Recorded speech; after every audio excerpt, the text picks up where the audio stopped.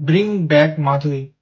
जिन लोगों को नहीं पता है माधुरी कौन है, तो मैं बता दूं कि जो हमारे अंबानी साहब के हाथी है, सॉरी, जो अनंत अंबानी साहब है, उन्हें क्या एक हथनी जो है पसंद आ जाती है, वंतारा, जो उनका पर्सनल प्राइवेट जू है, जो उनको कहते हैं कि वो बहुत बड़े अपने आप में पर्यावरण रक्षक हैं।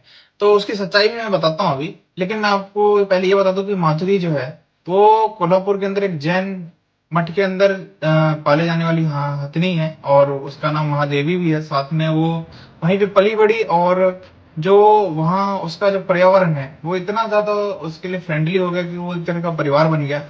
जो वहाँ के आम नागरिक हैं उनकी आंखें फूट फूट कर वही, जब जैन मठ जो है जियो के अगेंस्ट केस हार जाता है, अंबानी जी के अगेंस्ट केस हार जाता है, और उसको वंतारा शिफ्ट करना पड़ता है उस हथनी को। लेकिन जो ये जो बड़े बड़े उद्योगपति हैं, इनके अंदर जो भावनाएं हैं लग रहा है एक तरह से खत्म हो चुकी है। ये जो अनंत अंबानी साहब जो अपने आप को पर्यावरण रक्षक और जानवरों को बहुत प्रिय समझते हैं, मैं इनकी थोड़ी सच्चाई बता देता हूँ। तो जो वंतारा है वो एक तरह से किसी की रक्षा करने या जानवरों की या पर्यावरण की रक्षा करने के लिए नहीं बनाया गया था।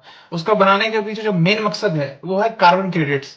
अब कार्बन क्रेडिट्स क्या होते हैं कि जो भी कंपनीज पोल्यूशन करती हैं, जो भी फैक्ट्रीज पोल्यूशन करती हैं, एक बड़े स्तर पे जो पोल्यूशन करती हैं उसको कंट्रोल करने के लिए कार्बन क्रेडिट्स करके एक चीज अप्रूव होती है।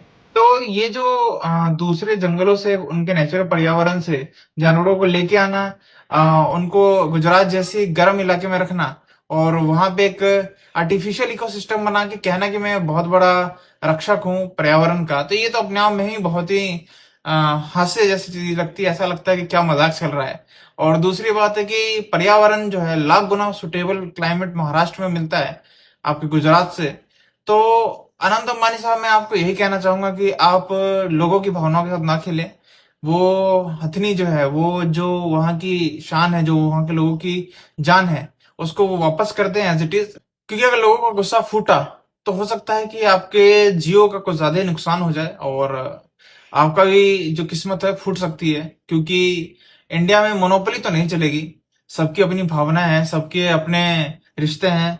आप हर चीज अपने पैसे के दम पे, आप अपने आप को अगर ये मानते कि आप भगवान के बराबर पहुंच गए, तो ये बहुत बड़ी गलतफहमी है आपकी। तो मेरा यही है कि माधुरी को, महादेवी को उसके निवास स्थान जहाँ पे है वो, जहाँ पे रहती थी वो, उसके सही स्थान पे वापस पहुंचा दिया जाए।